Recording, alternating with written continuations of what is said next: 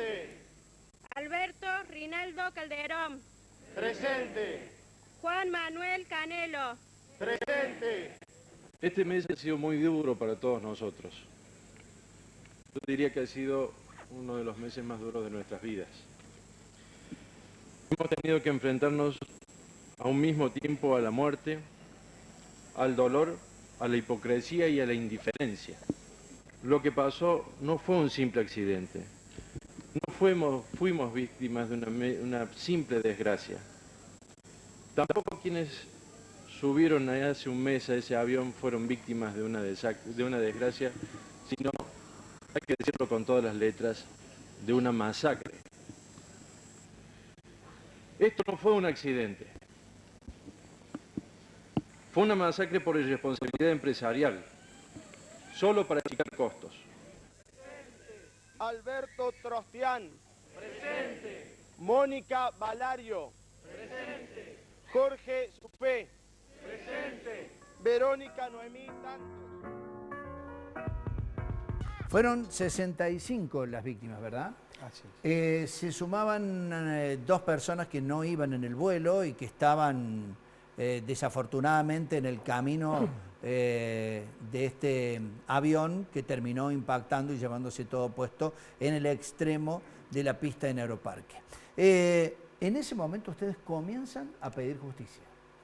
Sí, desde el primer momento hubo una unión de todos los familiares y de constituir una asociación civil que a lo largo de todos estos años y décadas, esa unión de esos familiares y una asociación civil fue un hecho histórico a nivel mundial que una ONG sentara en el banquillo de los acusados a los empresarios de una empresa aérea y a los responsables del Estado por controlar a una empresa aérea.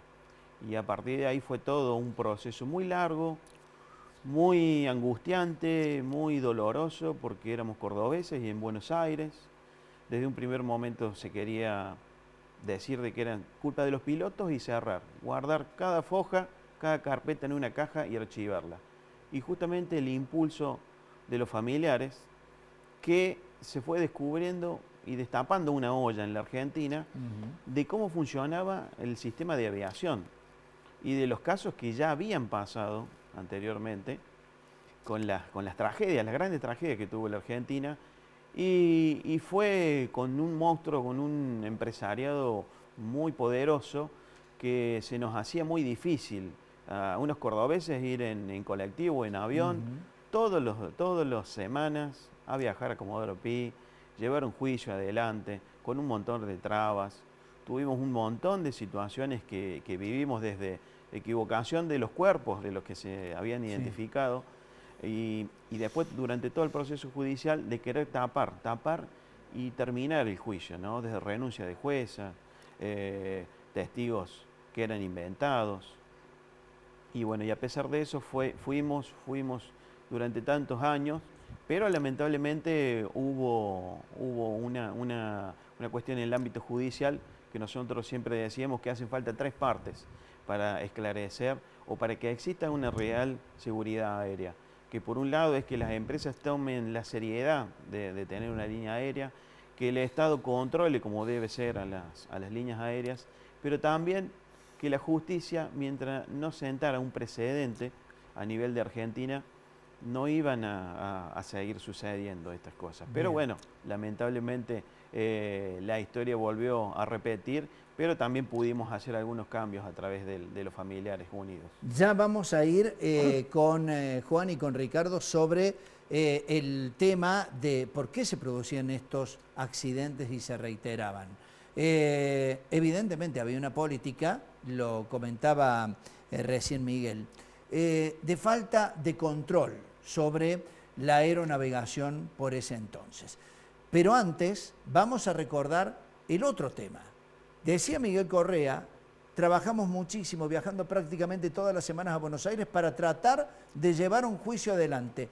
Y el día del inicio del juicio se vivía este clima. Fíjense. Y bueno, el mensaje aquí de la Asociación Civil de Víctimas Aéreas es categórico. 65 asientos vacíos y un país entero esperan justicia. Ustedes lo pueden leer Las sillas con los nombres de las víctimas están colocadas frente a los tribunales como esperando respuesta de este juicio que va a marcar un antes y un después, ya que es el primer proceso en el país en el que se juzga a empresarios por un hecho de este tipo. Yo estoy aquí con Marisa Beiró, sobreviviente, y queríamos, bueno, conocer a ver qué estás esperando de este proceso. Y estoy esperando cárcel, lo máximo posible. ¿Qué nos puedes decir de lo que viviste ese día? Sentí que me moría, no podía salir. Cuando ya abandonaba ya de poder salir de ahí, se me soltó solo el cinturón, no sé de qué manera, y caminé entre los escombros, desorientada, sacándome los pelos, apagándome el fuego, veía pelotas blancas, no sabía ni siquiera que estaba una cancha de golf ni lo que había sucedido. Y bueno, después vino la ambulancia y me dijo que rezara mucho para llegar hasta el hospital, y bueno, y ahí empezó la peripecia de las 45 cirugías, las 50 anestesias totales, volver a caminar, a comer, a todo lo que uno hace durante un año, el año de vida, el primer año, bueno, yo volví a aprender a los 30. Marisa Beiró fue una de las sobrevivientes que también trabajó en esta asociación para tratar de que se hiciera justicia. Le voy a preguntar a Juan, recién veíamos la imagen en el informe de ese asiento vacío que era precisamente el de Verónica, ¿no? El de tu familiar, el de tu hija. Fue una época en donde la política hacía que la cuestión de la aeronavegación significara solamente un número, pero para generar el negocio para estas empresas como LAP. Bueno, yo voy a tratar de sintetizarle esto porque es muy largo, ¿no? Sí. Acá Salazar ha expuesto sobre la faceta técnica, el control que tiene el Estado a través de la ANAC, la aviación civil y todo lo que compete, que en esa época dependía de la Fuerza Aérea y era el Comando de Regiones Aéreas. Él le ha explicado a la audiencia suya el tema de lo familiar y la organización y la asociación civil que se tomó. Pero detrás de esto hay una faceta que yo le llamaría la trastienda, por decirle así, ¿no? Para ver si me alcanza a interpretar. Que era el poder político de turno en esa época, adosado a los empresarios que existían, que en este caso era Deutsche. Bueno, el socio de Deutsche, y esa empresa tiene una expansión sideral por la complicidad de quién controlaba. El que controlaba era la Fuerza Aérea a través del segundo comandante del Comando de Regiones Aéreas. ¿Quién estaba ahí en ese lugar? Un brigadier, el brigadier Roberto de Sá, que era íntimo amigo de Menem. Íntimo amigo de Menem. Comían juntos asado en Carlos Paz. Eso lo descubrimos después con mi abogado y todo lo que se fue moviendo atrás de esto. Donde la hija era accionista del APA. Entonces el facilismo para que esa empresa volara con los medios precarios, con la falta de capacitación de los pilotos, el mantenimiento y todo lo que era una cadena que se iba formando en un triángulo, el triángulo de las Bermudas, póngale así. Bueno, eso nace allá hace 40 años y lo estamos viviendo hoy, en todos los aspectos. ¿Cómo? Y yo se lo puedo manifestar a través de Cromañón, lo que fue el Ferrocarriles Argentino, el 11, y la cadena de corrupción de los poderes políticos de este país. Y en este caso, ustedes pudieron constatar que el poder político estaba directamente vinculado de manera tangencial con quienes hacían este negocio con la APA. ¿Se podía observar, Ricardo, que en esa época lo que se propiciaba era este negocio? Tratar de conseguir, ganancias siderales, porque por más de que eran líneas de bajo costo, el trasladar personas en estas condiciones evidentemente era una ecuación totalmente positiva para el que llevaba adelante el negocio. Era un buen negocio y como bien dijo acá Juan, produjo toda esta cuestión una cadena de eventos que terminaron en este accidente, como terminaron en el accidente de Sol, de Lilian Almada, Cromañón y demás. Una combinancia entre lo político, lo empresario y dentro de lo político los entes reguladores o de control. En ese entonces era la Fuerza Aérea. Todo esto se vio después en una investigación que salió con una película Whisky Romeo Zulu, Sí. que yo dije, de Enrique Piñeiro. Se ve exactamente cómo lo apretaban al juez que estaba investigando en la causa y una serie de cuestiones prácticamente mafiosas, ¿no? Hubo renuncias en el marco de la investigación de algunos de los magistrados y fiscales que llevaban adelante esta investigación. Quiero que veamos ahora el tape con el resultado del juicio. Decíamos al comienzo del programa, quedaron todos los familiares con la expectativa de conseguir, y lo decía recién Marisa Beiró en uno de los tapes, cárcel para los responsables. No lo consiguieron. Vamos a ver el resultado del juicio por el que trabajaron tanto los familiares de las víctimas y también de sobrevivientes del APA. Punto 9. Absolviendo de culpa y cargo a Gustavo Andrés Deutsch de las demás condiciones personales obrantes en autos en orden a los hechos que fueron materia del juicio sin costa, artículo 530 del Código Procesal Penal de la Nación. Revivimos la noche del accidente, mi papá volvió a morir. Desilusión, mucho dolor.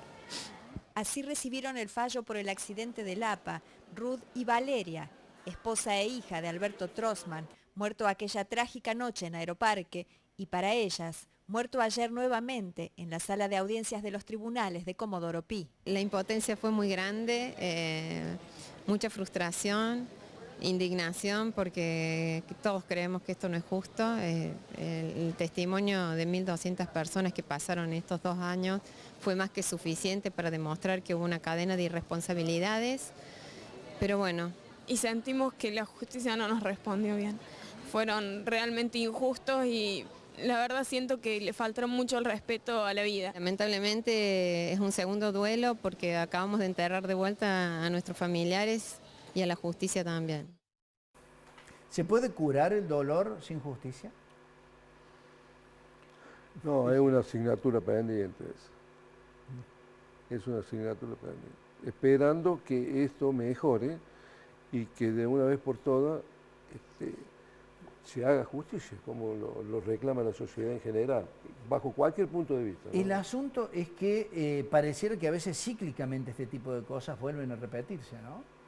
Sí, cuando vos decís se puede curar, y la verdad que no sé si se puede curar, pero sí te da un marco te reconforta con todos los años lo que uno ha hecho en conjunto con todos los familiares, de todo lo que hemos pasado desde que se suicide uno de los imputados, que una de las juezas antes del veredicto quiere renunciar, envíe la renuncia, que todos los fallos sean divididos, que nunca hubo una unanimidad, que prescribe la causa no por culpa y cargo, sino por el paso del tiempo. El paso del tiempo, 10 años. Que termine de esa forma, pero reconforta en todo lo que hemos también aprendido, porque cada uno de los que éramos familiares y también sobrevivientes que tenían su actividad, también tuvimos que aprender de cómo funciona la aviación. Ponernos a estudiar no solamente cómo funcionaba la aviación, sino también cómo funcionaba el Poder Judicial, parte corrupta, porque no hay que generalizar en todo, sino parte de lo que nos tocó, claro, lo que nos tocó vivir. Y también de buscar en otros casos, ¿no? Con otros familiares de otras tragedias, como la de Austral, en el año 97, Inter Austral en el 95 y de Sol también en el 2011, y también a nivel internacional, porque es compartir las experiencias, ¿no? Y bueno, el caso nuestro fue muy emblemático por todo lo que llevó. Pero hemos hecho aportes desde lo que nos sucedió y tratamos de continuar haciéndolo y con los casos que vienen sucediendo, que esperábamos que nunca vuelvan a suceder, pero bueno, estábamos ahí para dar una mano cuando nosotros no teníamos quien nos diera una mano y empezar a ver de qué se trata perderle un familiar en una tragedia aérea.